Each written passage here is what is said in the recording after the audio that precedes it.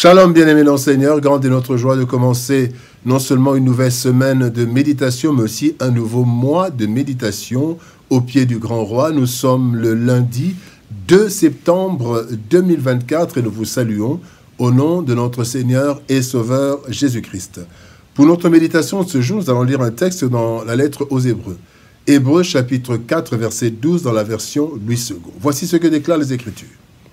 Car la parole de Dieu est vivante et efficace, plus tranchante qu'une épée quelconque à deux tranchants, pénétrante jusqu'à partager âme et esprit, jointure et moelle. Elle juge les sentiments et les pensées du cœur. Travail en profondeur. Un travail en profondeur, tel est le thème de notre méditation de ce lundi 2 septembre 2024. Bien-aimé l'enseignant, la parole de Dieu n'est pas une simple succession de mots composant des phrases qui nous communiquent ses pensées, des pensées.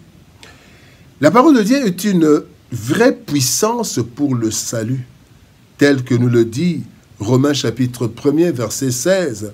L'évangile est une puissance de Dieu pour le salut de quiconque croit, du juif premièrement, puis du grec. Le texte de ce jour nous révèle le travail en profondeur que la parole de Dieu accomplit dans nos vies. En effet, les différentes portions des Saintes Écritures constituent la parole de Dieu envoyée pour guérir l'humanité. Selon Psaume 107, verset 20, il envoya sa parole et les guérit. Lorsque nous entrons en contact avec la parole de Dieu, nous n'imaginons certainement pas le grand travail que cette parole accomplit en nous. Voilà ce que nous allons voir dans notre méditation de ce jour. Parlons d'abord de la parole vivante et efficace. Parole vivante et efficace. Jean chapitre 6, verset 63 nous dit « C'est l'esprit qui vivifie, la chair ne sert de rien. Les paroles que je vous ai dites sont esprit et vie. » Bien-aimés dans le Seigneur, la puissance de la parole de Dieu ne se trouve pas dans les lettres, mots et phrases, mais plutôt dans l'esprit qui la soutient et la vie qu'elle communique. La méditation de la parole de Dieu est donc une haute rencontre spirituelle entre Dieu et l'être humain. Nous avions vu que la parole de Dieu est Dieu, était avec Dieu et Dieu. Ainsi, en lisant et méditant les Saintes Écritures, nous devons d'abord lire sous l'inspiration du Saint-Esprit. Donc, en prière, on ne lit pas, on ne médite pas la parole de Dieu comme si on était en train de s'amuser. Non, nous devons lire sous l'inspiration du Saint-Esprit, en prière. Donc, deux, nous devons considérer que c'est Dieu qui nous parle directement et non Moïse, Jérémie, Paul, Pierre. Non, c'est Dieu qui nous parle directement. 3, nous devons attendre de Dieu des effets concrets de sa parole. La parole entre, la parole a des effets et nous devons vivre ces effets. Et enfin, nous devons repasser cette parole continuellement en nous. Josué 1:8 dit que le livre de la loi ne s'éloigne pas de la bouche. Bien-aimé.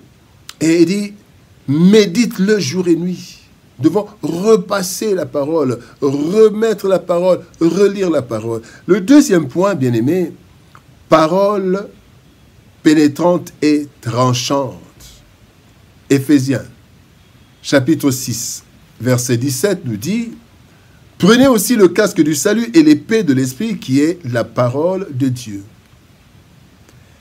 Nous avons parfois un cœur dur et fermé aux conseils et remarques des autres. Alors, seuls face à la parole, nous ne pouvons pas résister. Mais, bien-aimés, nous devons laisser cette parole entrer en nous, habiter en nous. En effet, lorsque nous méditons la parole de Dieu dans une attitude de prière, cette parole va au plus profond de nous et nous détache de nos titres, de nos avoirs. L'eunuque éthiopien, collaborateur de la reine, On a fait l'expérience, quand vous lisez Actes des Apôtres, chapitre 8, il lisait la parole de Dieu, mais il ne savait pas exactement de quoi il s'agissait.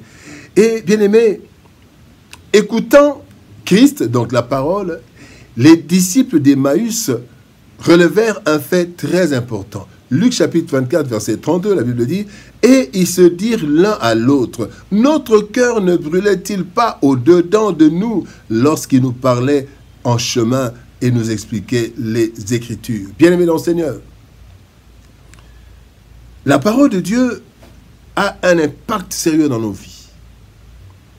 Et là, les disciples disent, notre cœur brûlait. Quand la parole était en train de leur annoncer les choses, quand Jésus-Christ, la parole de Dieu, était en train de s'entretenir avec eux.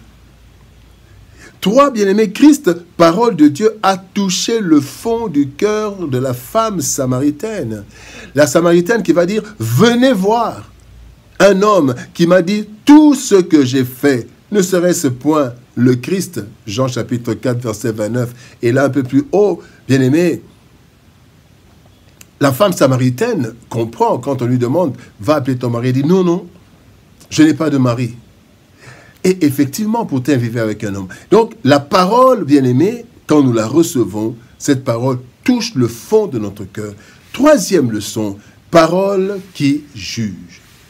Le psaume 139, versets 23-24 nous dit, « Sonde-moi, ô Dieu, et connais mon cœur. Éprouve-moi, et connais mes pensées. Regarde si je suis sur une mauvaise voie, et conduis-moi sur la voie de l'éternité. » On peut dire aussi, c'est un jugement. Juge-moi. Bien-aimé dans le Seigneur, il est écrit dans 1 Corinthiens, chapitre 11, verset 31, « Si nous nous jugions nous-mêmes, nous ne serions pas jugés. » Tu veux que tu ne sois pas jugé? Juge-toi toi-même dans le Seigneur. N'allons pas nous juger selon nos propres standards, mais selon les standards de Dieu. Et lorsque nous lisons la parole de Dieu, nous apprenons la volonté de Dieu. Nous apprenons la volonté de Dieu. De la parole de Dieu étant impartiale, nous l'acceptons sans lui prêter de mauvaises intentions. En politique, mauvaise intention. Dans le sport, mauvaise intention. Mais la parole de Dieu est impartiale. Le psaume 12, verset 7 nous dit, « Les paroles de l'Éternel sont des paroles pures, un argent éprouvé sur terre et eau creusée. » Travail en profondeur. Le travail qu'accomplit la parole de Dieu en nous est un grand travail en profondeur. En effet, pour sauver l'homme et le maintenir attaché à Dieu, à lui, Dieu a envoyé par le Saint-Esprit les Saintes Écritures pour enseigner, pour corriger, pour convaincre, pour instruire l'être humain, pour le rendre apte à son service et pour son salut. La parole, bien-aimée, montre au lecteur ou à l'auditeur l'état de ses sentiments et pensées. Ce qui devrait amener l'homme à prendre les décisions, bien-aimé dans le Seigneur, des décisions utiles pour la gloire de Dieu et pour le bien-être de la société. Bien-aimé dans le Seigneur, prions. Père de gloire, nous te bénissons et te rendons grâce pour ton amour et ta bonté, Père. Merci parce que tu veux, Seigneur, ô éternel Dieu de gloire, que les hommes soient sauvés. Merci pour ce temps, Seigneur Dieu de gloire.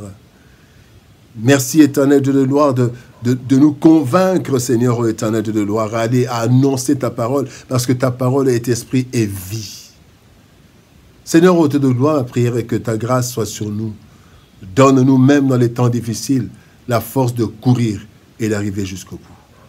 Bénis ta parole et bénis ton peuple. Au nom de Jésus-Christ, nous avons ainsi prié, Père. Amen.